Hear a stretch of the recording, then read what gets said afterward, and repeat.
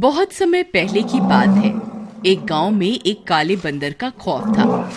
वह बंदर रात होते ही गांव में आता और जो भी व्यक्ति अपने घर की छत पर सो रहा होता वह उसे जख्मी करके वहां से भाग जाता था। फिर एक दिन चमन जंगल से गुजर रहा होता है, तभी काला बंदर उस पर हमला कर देता है। अरे बाप रे, ये काला बंदर कहाँ से आ गया? अरे मर गए रे, अरे भागो रे भागो। फिर वह जोर जोर से भागने लगता है और भागता भागता अपने घर के अंदर घुस जाता है। अजी क्या हुआ? तुम इतने घबराए हुए क्यों हो? क्या हुआ? तुम भाग क्यों रहे थे? अरे क्या बताऊं, आज तो मैं बाल बाल बच गया। आज मेरा सामना उस काले बंदर से हो गया था। मैं किसी तरह अपनी जान बचा के आया हूँ। तुम जल्दी जाओ और दरवाजा बंद कर दो, कहीं मेरा पीछा करते करते वो काला बंदर यहाँ ना आ जाए। फिर उसकी पत्नी जाती है और सारे दरवाजे खिड़कियां बंद कर देती है। फिर वह काला बंदर चमन का पीछा करते करते गांव में पहुंच जाता है और अपने शिकार की तलाश करने लगता है। गांव वाले उसे छुप छुप कर देखते रहते हैं। अरे बिमला देखो, ये वही काला बंदर है जिसका खौफ पूरे गांव में है। अजी इसके पंजे तो देखो, कितने बड़े हैं। मुझे नहीं लगता इसके हमले से कोई भी बच पाएगा। तुम जल्दी जाओ और घर के अंदर अंधेरा कर दो, कहीं इसकी नजर हम पर पड़ गई तो ये हमें जिंदा नहीं छोड़ेगा। फिर उसकी पत्नी जल्दी से जाती है और पूरे घर के सारे दीपक बुझा देती है और वह उसे छुप छुप कर देखने लगते हैं। वह काला बंदर इधर उधर अपने शिकार की तलाश करता रहता है और तलाश करते करते वह एक घर की छत पर चढ़ जाता है। वहां राजेश और उसकी पत्नी सो रहे होते हैं। तभी वह चिंघाड़ने लगता है। तभी राजेश की नींद खुलती है। अरे मर गए रे, ये क्या चीज है? हे भगवान हमें बचाओ। अरे भगवान जल्दी उठो, देखो तुम्हारे मायके से कोई मिलने आया है। तभी उसकी पत्नी की नींद खुलती है। वह उस काले बंदर को अपने सामने देखकर हक्की बक्की रह जाती है। अजी ये क्या चीज है?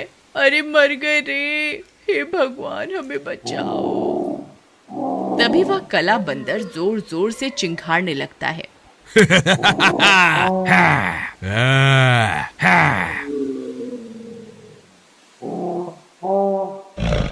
फिर वह दोनों जल्दी से अपने घर की छत से नीचे उतरते हैं और अपने कमरे के अंदर जाकर छुप जाते हैं। आज तो बाल बाल बच गए। मैंने तुमसे कहा था ना, इस गांव में काले बंदर का खौफ है, हमें छत पर नहीं सोना चाहिए।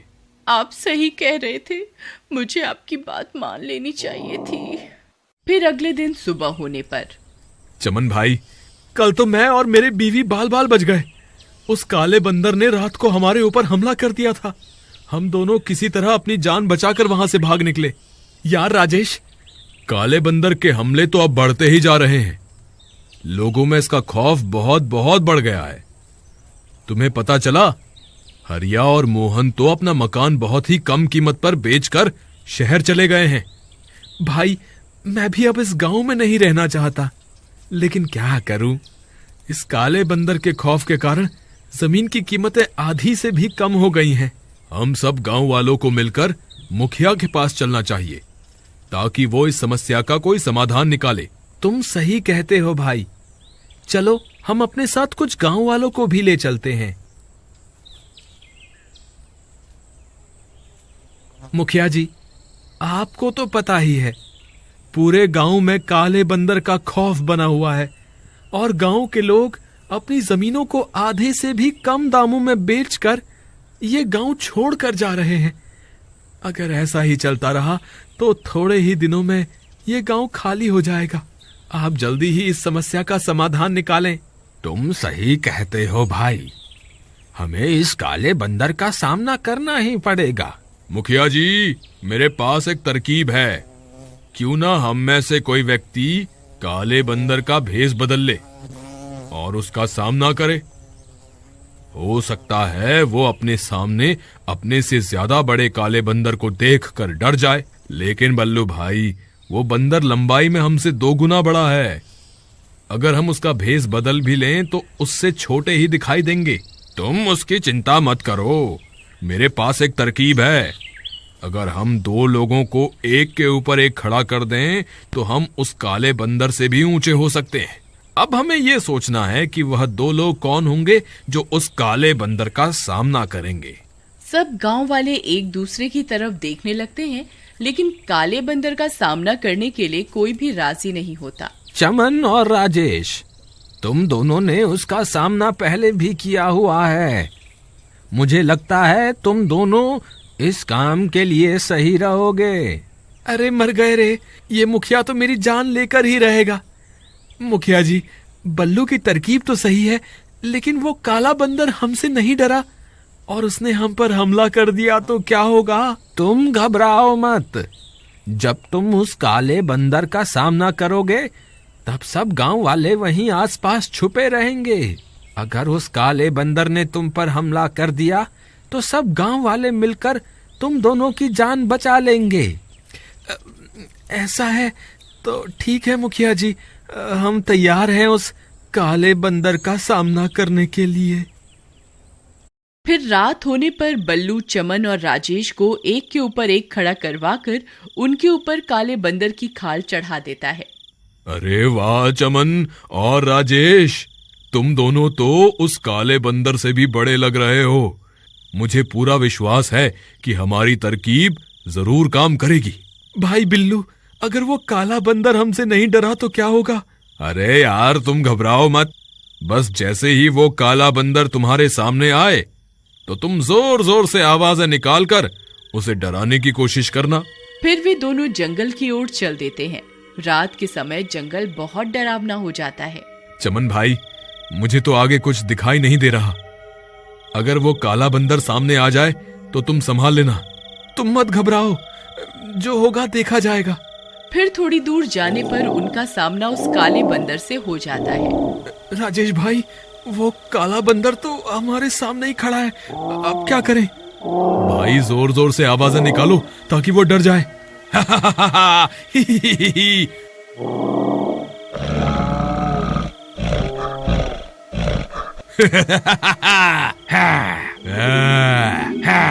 ए बंदर, मैं तुमसे भी ज्यादा ताकतवर हूँ, मैं तुझे नहीं छोड़ूंगा। अरे मर गए रे, ये काला बंदर कहाँ से आ गया?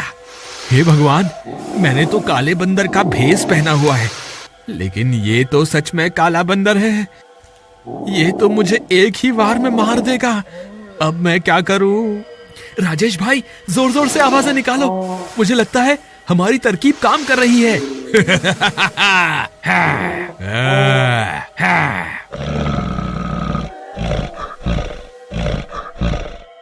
अरे मर गए रे, ये तो सीधा यहीं आ रहा है। अरे भागो रे, अपनी जान बचाकर भागो। अरे भागो रे, हाय आज तो मैं मरी गया। ये काले बंदर का भेष बदलना तो मुझे महंगा पड़ गया। फिर वह काला बंदर भागते भागते एक पत्थर से टकराता है और गिर जाता है। जैसे ही वह गिरता है, उसका मुखौटा उसके सिर से निकलकर गिर जाता है। अरे मर गया रे, हाय रे, मर गया। तभी चमन और राजेश भी वहाँ पहुँच जाते हैं। बंदर भाई, मुझे माफ कर दो, मैं कोई काला बंदर नहीं हूँ, मैं तो एक आम इंसान हूँ। मुझे तो शहर के एक सेठ ने पैसे दिए थे ताकि मैं सब गांव वालों को काला बंदर बन के डराऊं और उनमें इतना खौफ भर दूं कि वो अपनी जमीन को आधे दामों में सेठ को बेच दे। मुझे माफ कर दो। अरे राजेश, ये काला बंदर नहीं है, ये तो कोई बहरूपिया निकला। फिर चमन भी अपना मुखौटा उतार देता है। वह बहुरूपिया चमन को देखकर हैरान रह जाता है। हाय रे, ये क्या, तुम भी बहरूपिया हो? हाँ, मैं भी कोई काला बंदर नहीं हूँ। हम तो बस तुम्हें यहाँ से डराकर भगाने आए थे, लेकिन तुम तो कुछ और ही निकले। मुझे माफ कर दो भाई, मैंने जो कुछ भी किया सिर्फ पैसों के लालच में किया। मैं इस गांव को हमेशा हमेशा के लिए छोड़ के चला जाऊंगा। तभी वहाँ सब गांव वाले भी पहुँच जाते हैं। वे उस बहरूपियों को देखकर दंग रह जाते हैं। अरे ये तो कोई बहरूपिया है जो काला बंदर बनकर हमें डराता था। मुखिया जी, मुझे माफ कर दो, मैं आगे से कभी ऐसी गलती नहीं करूंगा। फिर सब गांव वाले खुशी खुशी गांव में रहने लगते हैं।